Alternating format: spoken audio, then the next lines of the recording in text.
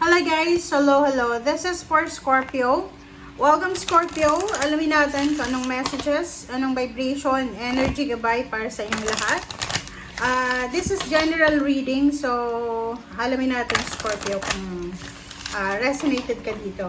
Okay? So this is from November 3 hanggang November 9 of 2025, Scorpio. Number 13, number 4, Scorpio, are you married? May anak ka ba? Pamangkin? Apo? Planning to get married? Planning to have a baby?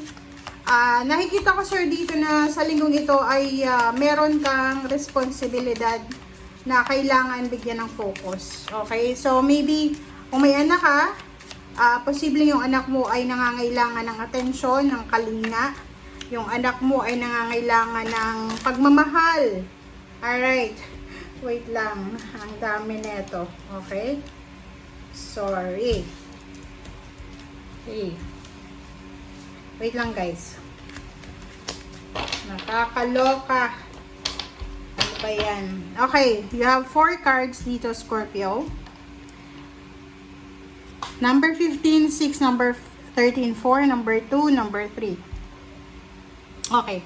So, kung makikita mo dito, sabi ko nga dito, pwedeng may anak ka, pwedeng may kapamilya ka, na yung mga bata pa sa'yo, yung mga minor de edad, sila ay posibleng nangangailangan ng assistance mo. Okay? Nangangailangan sila ng tulong mo.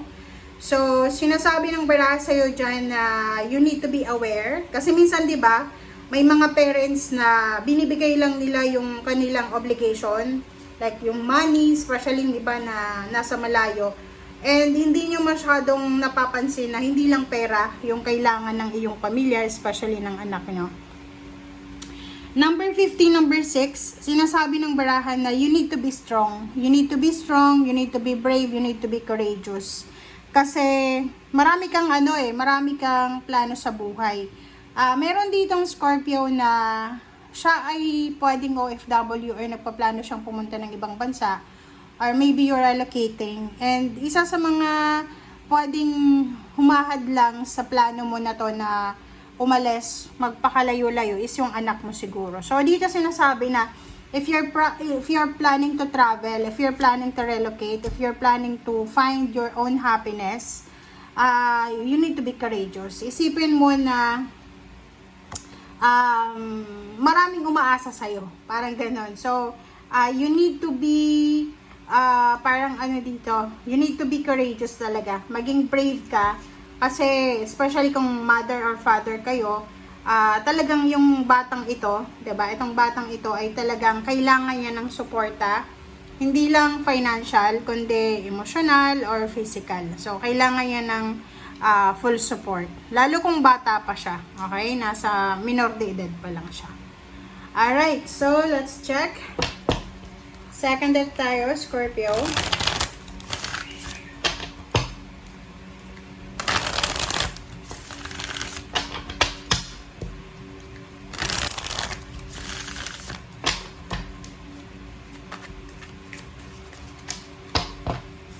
Okay. Conflict and defeat. Siguro may mga pagkakataon kasi hindi ka naman perfect, and dito sa mundong ibabaw talagang yung emotion natin ay hindi natin masyadong kontrolado minsan. Okay?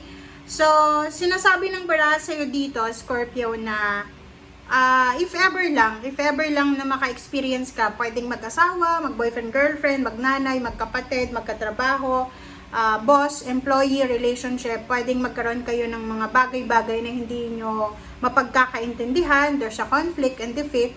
Sinasabi ng bara sa'yo dito, Scorpio, na kailangan mong isipin na importante yung trabaho kaysa sa emotion natin. Minsan, baka i-bash tayo na pakasabihin, paano kung yung empleyado is inaabuso na talaga ng mga employer, ng boss? Alam naman natin yun, di ba, na kung sobra-sobra na, kailangan mo ng report. Pero kung masyado lang tayong emosyonal, lalo na kung OFW ka or nasa malayo kang lugar, alam mo yung purpose mo kung bakit ka nandyan, di ba? Ang purpose mo is yung makapag-ipon, mai-provide sa family yung kailangan nila financially, kahit nga nagsasacrifice ka, diba?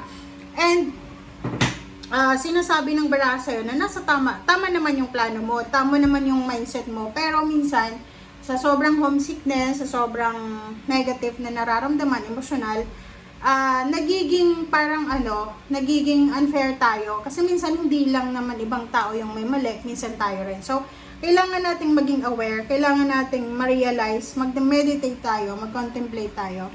Isipin natin kung ano yung mali ba, mali or tama ka ba. But, for me, para sa akin, pag may mga nangyayaring hindi maganda sa buhay ko, hindi ko sinasabi palagi na tama ako. Ang una kong tinatanong, yung sarili ko, di ba? Sinasabi ko sa sarili ko, saan ba ako nagkamali? Di ba? Pag nalaman mo na kung saan ka nagkamali, or alam mo wala kang mali, so ibig sabihin, yung ibang tao yung may mali. Parang ganun. Alright, so, huwag kang masyadong magpanik, mag-alala. Kasi minsan, yun yung cause, yun yung dahilan ng panic or ng misunderstanding is yung masyado tayo nagpapanik. Okay? Exceeding expectation, I soar into excellence. Wow! So, pareho ka ng Pisces, Scorpio, same sign kayo, water sign. So, panoorin mo yung Pisces. Exceeding expectation sa usaping tagumpay, pera, sa usaping success. Sinasabi ng barahan na ngayong linggong ito,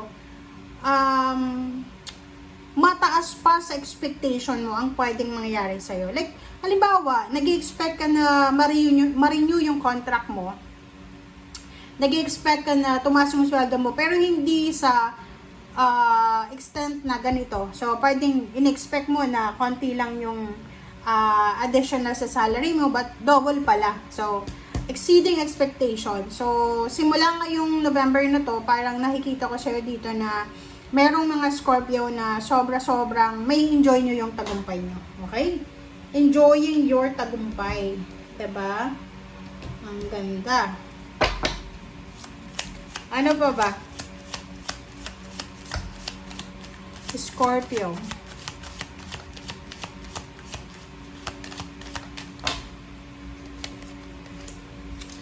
Wow! 'Di ba? So, this week talagang sobra-sobrang empowerment to na mararamdaman mo. Aside from sobra-sobrang blessings ang darating sa'yo, mayroon pa ditong pagkakataon, Scorpio, na marirealize mo sa linggong ito na sobra-sobra kang blessed. Kumbaga, lahat, parang Phoenix rising from the ashes. Parang tingnan mo siya, lotus siya, 'di ba? Galing ka sa hirap, sa sakit, galing ka sa problema, galing ka sa panahon, sitwasyon na walang-wala ka financially, emotionally. Emotionally, parang feeling mo ikaw palagi yung kontrabida.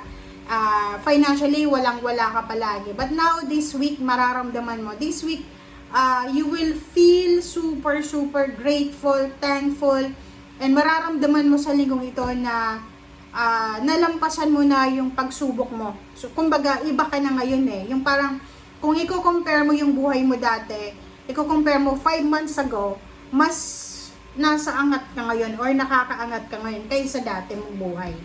'Di ba? Alright, so let's check. This is the last deck.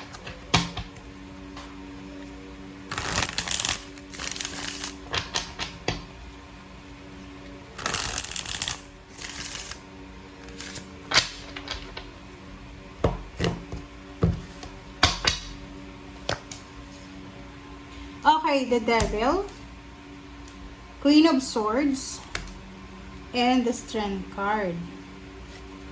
Wow. So, dito sa 4 cards na to, kung makikita mo dito, Scorpio, ang kailangan lang natin dito is tamang tao. Kumbaga, halimbawa, if alam mo na napapaligiran ka ng mga tao na like devil, kasi yung devil na to, sila yung mga taong inggitera, sila yung mga taong lihim na may galit sa'yo, sila yung mga taong itetempt ka. Like may plano kang magpatayo ng bahay, nag-overtime ka, sila yung mga taong itetempt ka na, no, wag ka na muna, mag-relax ka, Pasko naman New Year na, parang ganon. So, your direction, okay, kung ano man itong direction, kung ano man yun na plano mo, ano man yan ang plano mo para sa future, ano man yung plano mo na gustong gawin, you need to be strong.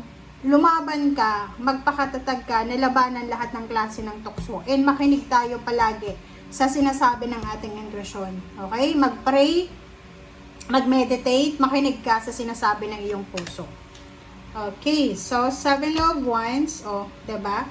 So, sinasabi ng baraha sa iyo dito, Scorpio, na as much as possible, lalo na dito sa conflict and defeat, kung may mga tao dyan na tinitrigger yung emotion mo, or may mga tao dyan na parang gumagawa ng gulo, ng ingay para sirain yung disposition mo, yung mindset mo, you need to be patient. Okay? Kailangan mong mag-focus sa kung ano yung nagdadala sa'yo ng happiness. If it's your, ano ba yung foundation mo? Relationship, trabaho, pamilya, doon ka dapat mag-focus. Okay? So, nakikita ko sa'yo dito na maraming opportunities, parang nakikita ko sa'yo dito na, like may trabaho ka, may negosyo ka na, pero marami pa rin na tao na pwedeng interesado sa serbisyo mo.